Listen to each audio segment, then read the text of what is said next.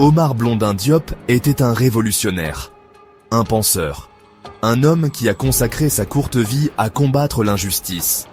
Né en 1946, il est mort en prison à seulement 26 ans.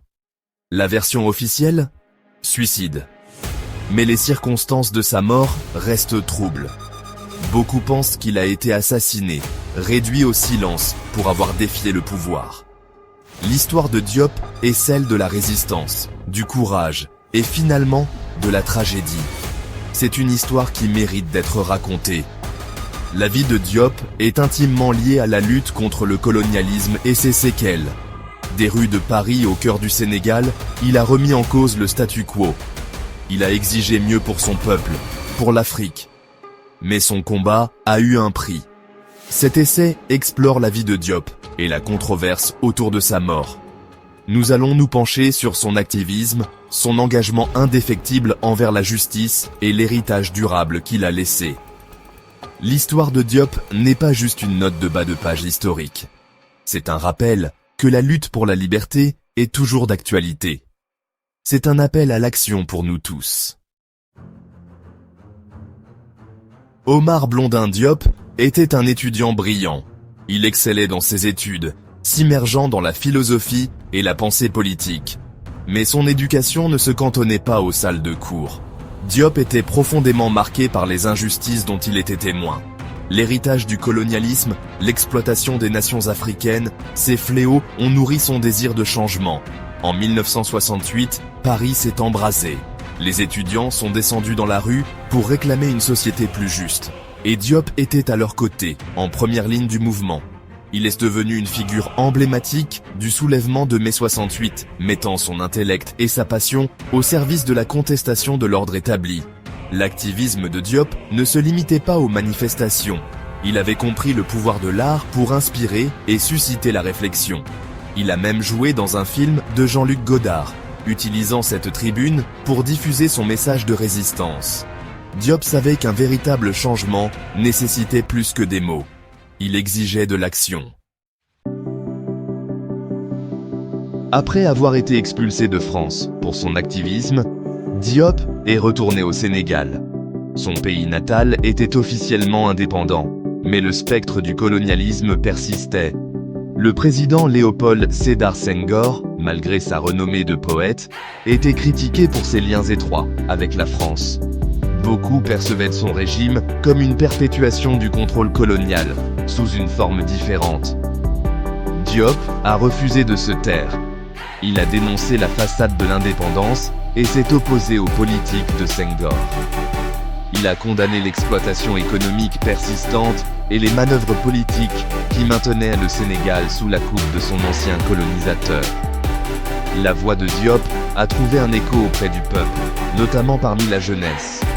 Il voyait en lui un meneur qui comprenait leurs frustrations et qui osait défier l'ordre établi. L'activisme de Diop a fait de lui une cible.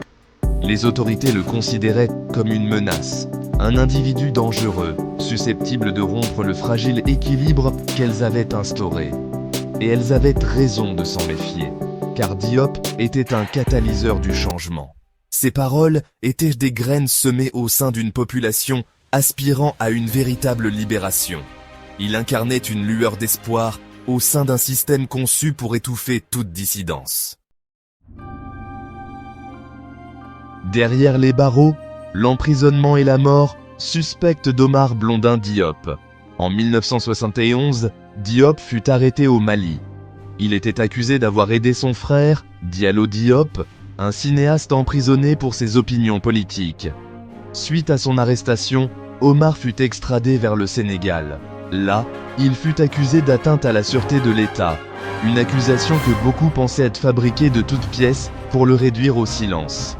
Diop fut emprisonné au tristement célèbre Fort d'Estrée, un ancien comptoir de traite négrière sur l'île de Gorée.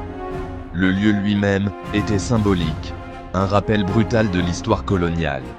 Les conditions de détention étaient difficiles. Mais même derrière les barreaux, l'esprit de Diop est resté intact. Il a continué d'écrire, de défendre ses codétenus, de rêver d'un avenir meilleur pour le Sénégal. Puis, le 11 mai 1973, Omar Blondin Diop fut retrouvé mort dans sa cellule. Il avait 26 ans. La cause officielle du décès, suicide. Mais beaucoup ont remis en question ce verdict. Diop était plein de vie, passionné par sa cause. Pourquoi se serait-il donné la mort? L'autopsie dévoilait la vérité. La famille de Diop a refusé d'accepter la version officielle. Ils ont exigé des réponses, réclamant une enquête approfondie sur sa mort. Une autopsie a été pratiquée, et les conclusions étaient troublantes. Le rapport a révélé des signes de torture sur le corps de Diop, des ecchymoses et des lacérations qui contredisaient l'hypothèse du suicide. Malgré les preuves, l'enquête sur la mort de Diop a été brusquement interrompue. Le juge chargé de l'affaire a été dessaisi, et les 3 policiers impliqués dans le rapport d'autopsie n'ont jamais été inculpés. La vérité, semblait-il, était enterrée, cachée au public. La famille et les partisans de Diop étaient indignés. Ils savaient au fond de leur cœur qu'il avait été assassiné, réduit au silence pour avoir osé défier le pouvoir. La dissimulation n'a fait que renforcer leur conviction que la mort de Diop n'était pas un accident. C'était un acte délibéré, un message des autorités. La dissidence ne sera pas tolérée. Un héritage de résistance. L'impact durable de Diop. Bien que la vie d'Omar Blondin Diop ait été tragiquement interrompue, son héritage continue d'inspirer. Il est devenu un symbole de la résistance, un martyr de la cause de la libération africaine.